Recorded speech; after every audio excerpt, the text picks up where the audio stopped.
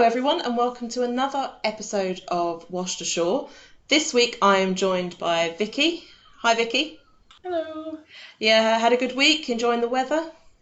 Yeah, too hot, but yeah, it's cooling down a bit now, so it's getting better. It's much nicer now it's cooling down. I don't feel like I'm melting anymore. Yeah, I don't think I've slept all week. I think No. it's been yeah, not good. Yeah, it says I'm exactly the same. So throughout August, I have been challenging my colleagues to pick their favourite ship and then take us on a voyage to their dream destination, wherever in the world, at whatever period of time in history, and to handpick a captain and a crew. And we've had some interesting ones so far. Some have been more successful than others. I think you'll agree, Vicky. There have been some utter disasters and some interesting choices that people have made. So make sure you do listen to the other episodes of this series of podcasts. So, Vicky, let's just crack on. What is your favourite ship and why? So, I mean, honestly, I don't have a favourite ship. I'm not that type of person. But it was a toss up for me between two ships, and one of them is just for very, very sentimental reasons. So when I was younger, my grandfather used to take me to look at the Norland, one of the P&O ships that used to set sail from where I grew up. And it was one of those things, we talk about it as a family every now and again, and it's kind of like, you know, we remember he worked on the dock. He was he was an electrician for a long time, and he worked on the dock, as did like a lot of people in my family. And it was just I'll talk to my nan about it occasionally, and she'll say, I'm not sure he was supposed to do that, you know, because we used to go right onto the dockside. You could, you know, you were next to this massive, great ship. And yeah, so I nearly picked that, but then I was thinking about it and I thought, when I explained my journey, I don't think I'd want to try and make a transatlantic crossing in the Norland. So okay. I went for the Queen Mary instead. Nice, excellent choice. For no other reason than she's really beautiful. I think, like, you know, you look at these ships of that period and you just think there's something very special about them. I think it just evokes a period in time in your head, and I think that, you know, she had an interesting history. You know, there's you know, she's built and launched in 1934. She held the blue ribbon from 1938 up until I think it was about 1952 when somebody else went faster. And you know, she was built on the Clyde, like this kind of beautiful piece of Scottish engineering. And then during the Second World War, she's used as a troop ship, carrying masses and masses of troops. Like I think there were over 15,000 troops on board, which is just mind-blowing to think that you'd be in such a confined space with that many people. I think it's like every claustrophobic's worst nightmare, isn't it? And I guess when she was being used as a cruise liner, there wouldn't be 15,000 people going on a cruise. No. So yeah, now I'm thinking about it, that's a lot of people to cram onto one ship.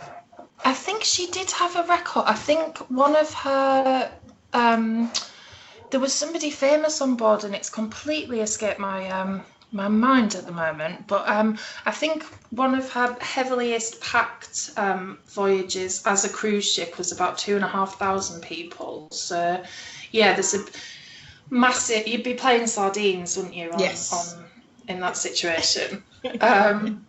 And then another thing she did, and I just think this is a really nice thing, she was carrying war brides back and children from Europe to the US. Yeah. So kind of like a really important role there in kind of reuniting families, which I think is really sweet. That is really sweet, yeah.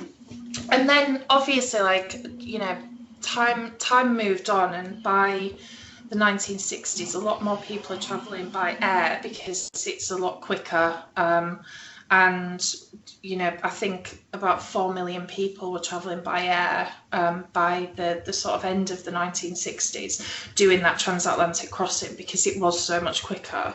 So she kind of declined, and I mean, I think that's the beautiful thing about her. She still exists today as a museum and hotel in Long Beach in California. So awesome.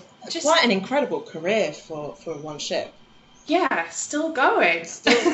And I think when one of the other podcasts where I was talking to members of the Heritage and Education Centre team, we were saying that actually when ships like that can survive and are still around, that's really what makes us as maritime historians realise what it would have been like to be on these ships that we study.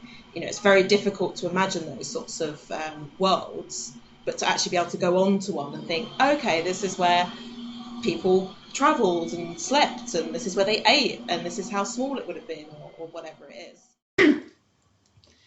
Yeah, I agree, Charlotte. I think, that being able to go and look at these ships, you kind of, especially, when things like the size is important, like if it's been a very cramped ship, or in like the case of the Queen Mary, where it's been incredibly opulent, the Art Deco interior, just, there's a real beauty to that, and the fact that it's survived, I think, is really special. That you can then go and have a look. I always think when these people are in shipyards, sort of like building these ships, and it's all very grey and quite industrial looking and very grey, and then somehow it's completed and turned into this really, really beautiful ship with colour and real opulence about it. I think it's a really interesting mix there. Yeah, it's cool. Once these incredible ships have been completed and they do look grand, and then you get obviously various different classes that want to sail on them for whatever reason, a new life, or simply going on holiday, or whatever it might be.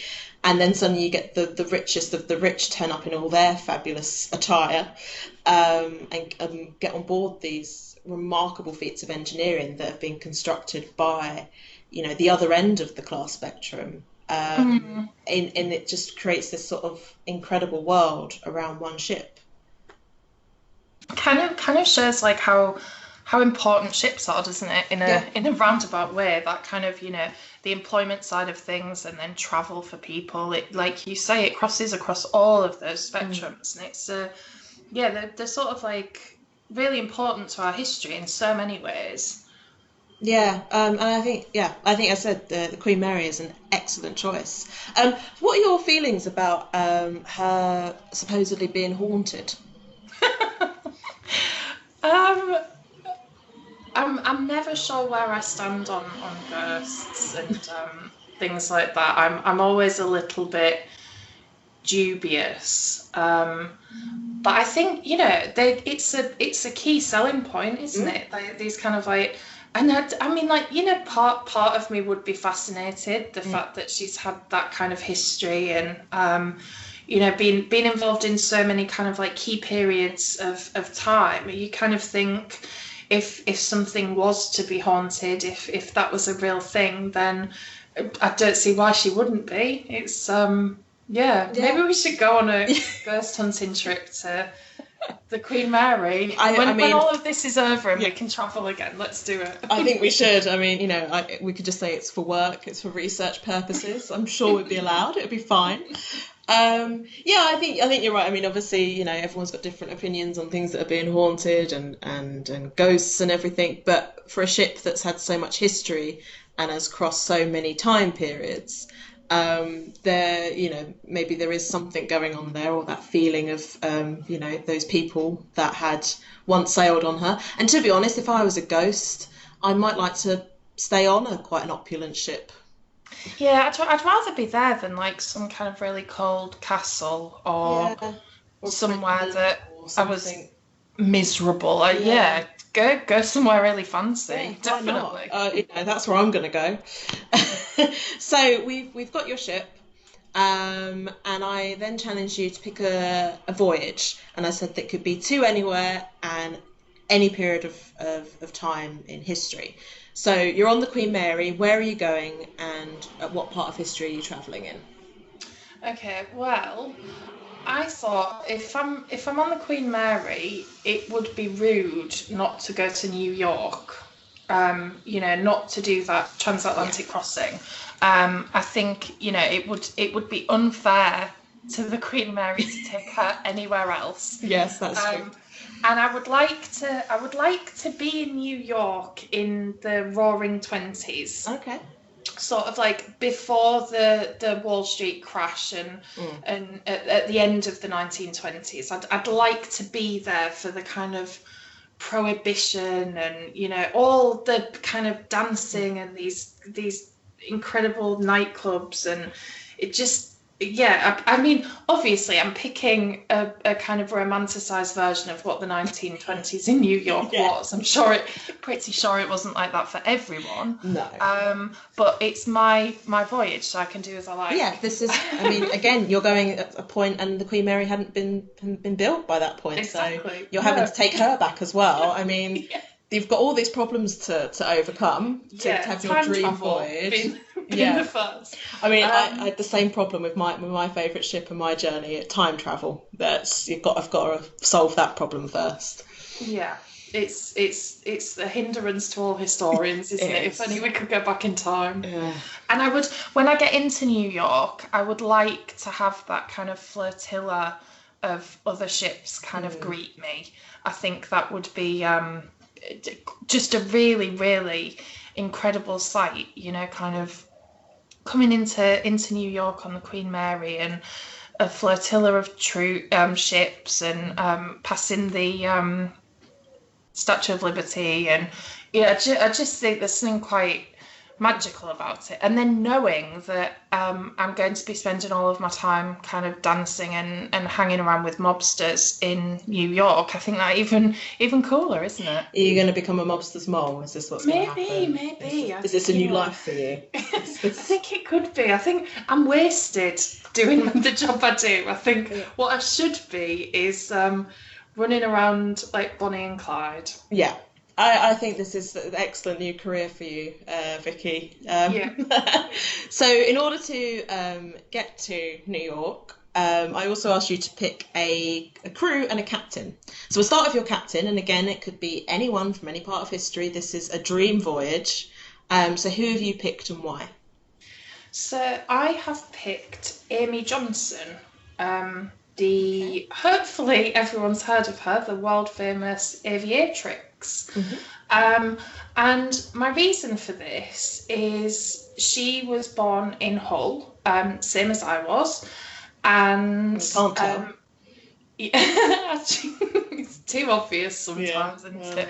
It's when I start saying things like Kirk, that's when it becomes even more. I will try not to mention to drinking Coca-Cola during this. Yeah, please don't. So I just think that, she was a real kind of inspirational woman in a period where women were kind of not kind of represented in all walks of life. And I think that, I'm fascinated by people that can just wake up and say, I'm going to fly to Australia. And, I mean, obviously nowadays that's a very, very different thing. Somebody else is flying you and you're normally being served gin and tonics. But just to kind of have that kind of drive, I think is just amazing. And she, growing up in Hull, there's obviously a lot of references to Amy Johnson. My mum went to Amy Johnson's school. There's a statue of Amy Johnson outside Prospect Centre, one of the shopping centres, and there's a story in my family about, I was so mesmerised by this statue that when I was a child, whoever was holding my hand, I kind of went heavy, and it was because I was busy looking at the statue, I invariably fell over and had to kind of be dragged along until I kind of righted myself. I think she just had that kind of effect on me. And I think, then when you get older, you kind of read up on people and you're just like, wow, what an amazing life, to be the person, the first woman to fly solo to Australia is just, nobody can ever take that away from you. No. It's really special, isn't it? It's a remarkable, remarkable woman, and everything she achieved, just incredible. And I think obviously a very wise choice. Her preferred field is planes, but I'm sure she could turn her hand to ships. She seems she's got a bit of, gumption about her. So I think, okay, so far your voyage would be relatively successful, I You think. see, I was going for success. I wasn't trying to fail like some people did. Yeah, well, the less said about that, the better. I was specifically making sure that I got there because I want to have fun when I get there. So, So I then also said that you could have a crew or some people that join you on this voyage. So talk me through who you've picked as your sort of crew or companions and why. so I mean, like, it's like, these things where you get imaginary dinner parties with historical characters, and people will always ask you. And my first place is to go to people that I want answers from Yeah. in history. So, people who you wouldn't necessarily want to sit and have dinner with, but you want answers from them. So maybe people that people might think are a bit questionable. But in this, what I've done is I've kind of picked people that fascinate me, rather than people that I want answers from. So one of my first people I'll mention is Arthur Conan Doyle.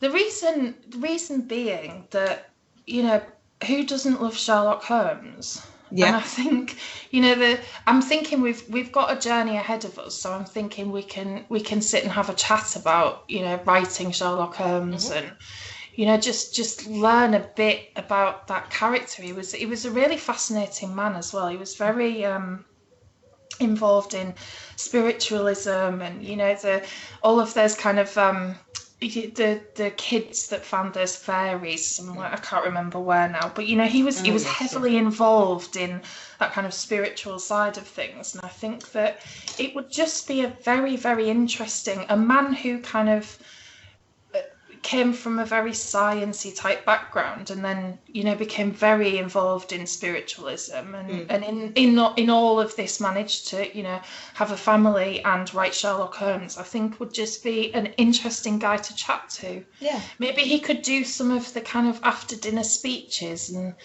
lectures on board, I'm thinking. That would be nice. Yeah, I think entertainment. I'm sure he's got a story or two to I've tell. got better entertainment coming, trust me. Oh, okay. Oh, wow. I've got entertainment covered. Okay, so you've got Arthur Conan Doyle. Who else? So I've also picked Fred Astaire. Now, I'll be honest, I don't know an awful lot about Fred Astaire, but I thought that I've always wanted to learn the Charleston. Okay. Which, random fact, but yeah, I've always wanted to learn how to do the Charleston. And I kind of think if I've got, all of my 1920s clothes ready and some really cool flapper dresses, I'm thinking I need somebody to teach me, and we'll have a few days on the crossing when we're not listening to Arthur Conan Doyle. Fred Astaire can teach me how to do the Charleston. Excellent choice. I personally adore Fred Astaire and I will love his films. So yeah, I mean, who better to teach you Charleston than Fred Astaire? And Exactly. Incredible choice. Thank you. Well done. So who's next? Next, I've got Mary Read. So if I've picked her because firstly, female pirate, very interesting. And then the more you kind of look into her story, the more interesting she becomes. She was born, she was an illegitimate child, and was dressed up as a little boy when she was younger. and passed off as the son of her father, who the son had passed away. So she was kind of passed off as this little boy, and then kind of just became sort of engulfed in this pirate world. Again, not intentionally, but another kind of woman who's operating at a time when it's mostly male pirates. And of course she was joined with she had a comrade in Anne Bonny, another well-known pirate, and they were on a ship with Calico Jack. So yeah, just again, just an interesting character, obviously experienced at being at sea. Yeah. I'm thinking if we've got any problems on the way, she would probably be quite handy to have around. One of the things, again, just, they were nearly executed, her and Anne Bonny, and it was because she was pregnant. She was sort of granted a stay of execution, but unfortunately she died of a fever. So that was in I think it was about 1720 something that she died. So yeah, just a bit of a sort of tragic end, really. I'm not saying that piracy and thieving and stuff is a nice way to behave, but yeah, just handy woman to have around, I think. Yeah, exactly. Handy, and pirates are always fascinating.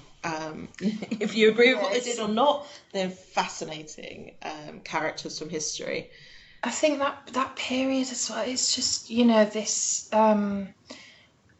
there's this romanticized version, and I think we've talked about this in other podcasts, but that kind of romanticized version of what being a pirate was, and it's just very engaging. It's very interesting. I'd recommend anyone to read about that period of time and that kind of golden age of piracy, because it's just very, very interesting. And this kind of support from the state to kind of weaken enemies during wartime. It's just all very interesting. And I'm sure Mary Read would enjoy the voyage as well. I think she'd probably have a great time. She might learn Charleston. You never know. Maybe we could learn the Charleston together. Become best friends as you then take on New York. But I would not like an untimely end. That's no. Yeah, if we could avoid that would be great. Yeah, I'm sure. This is your dream voyage, so yeah. I'm sure you. Okay, well, we're avoiding that then. Yeah. So who's next? So next, I've got Brunel.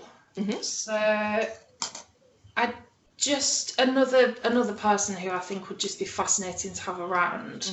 I was thinking logically, so I was thinking if we've got any problems on the way, I'm pretty sure that Brunel would be able to fix them. And I think it would be cool for him to see a ship of, the 1930s. Yeah. Because the development in engineering, and he could maybe contribute to making it go a bit faster. I don't know.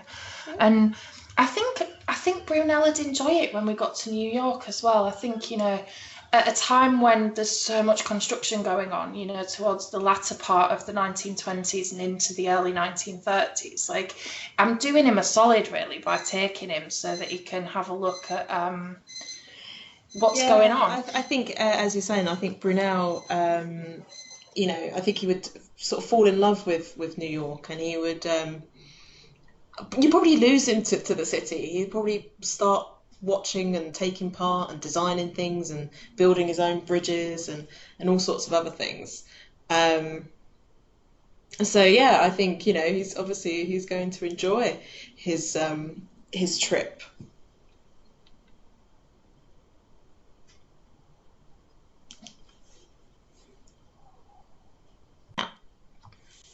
Yeah, I'd hope that Brunel would have a good time, and all of the bridges and all of the ships. I think he could really add something to New York. So I'm trying to also change history a little bit as well. Yeah. I think there's questions with time travel here going on, Vicky. Might cause some problems. So who else have you got on your voyage? So I'll lump my last but one two people together. Mm-hmm. So I have picked Lord Byron and Tupac. Okay. So it might seem a weird choice, but I'm thinking again, long voyage. We need some entertainment. Mm-hmm. Imagine those two engaged in a rap battle.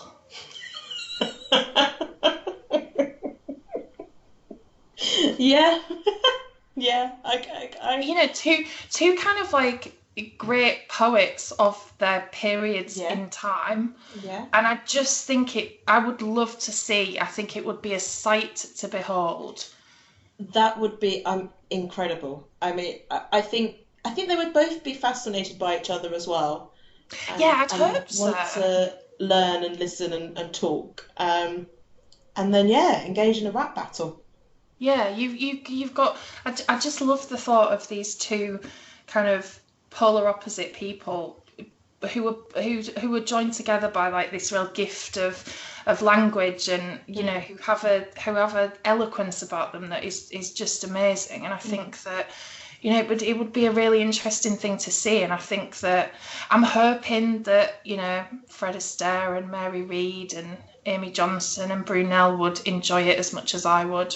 I'm sure they will. I mean, I think when they get over the initial confusion as to why they're on this ship and what's going on, Yeah. I think they will probably enjoy it. And at least you're keeping everyone entertained. You're kind of thinking about everyone on this long voyage, and that entertainment is required. Yeah. I should have thought about maybe having somebody like Snoop Dogg and Percy Shelley there as well. You know, just then it can be like a proper battle between the two. I think yeah, it would. I'd just love to see that. I think about these things that probably more than a normal person should. You know, like Yeah. it would be really, really interesting. And then yeah, it's Well, you know, if anyone listening has any better sort of battles between people from history, or people they want to see engage in a rap battle, then do let us know. And if anyone has been thinking, I'd love to see Tupac and Lord Byron have a rap battle, again, get in touch. I'm sure there's people out there who think the same way as Vicky. You are not alone. Yeah. I'm thinking the same thing. Yeah, and has admitted it to the world through this. Yeah. Okay, so who's your final member of your crew? So the final, and this is just purely for like selfish reasons, really. The final member of my crew is Sean Bean, dressed as Ned Stark, and I'm hoping that he's going to bring with him an endless supply of Yorkshire tea. Okay. Just because we need to drink. We need to drink. You need to drink, yeah. There's no better tea than Yorkshire tea. So, and we're not sponsored by Yorkshire tea. I'm just volunteering that information that personally I think it's the best of the tea. There are other tea brands out there for anyone interested. No, I feel that, you know, you're obviously trying to stick to your Yorkshire roots, and you've got Amy Johnson and now Sean Bean. Yeah, we can all A up and eat by gum each other, can't we? Yeah. Yeah, I mean that's whippets and flat caps galore for everyone. And Kes the kestrel. Yeah. All the Yorkshire things. All the Yorkshire things. Well, Vicky, I mean, I think of all the voyages I've heard, I think yours might be the most successful. I think I'm convinced. You've picked a brilliant ship and an excellent captain in Amy Johnson and an interesting crew.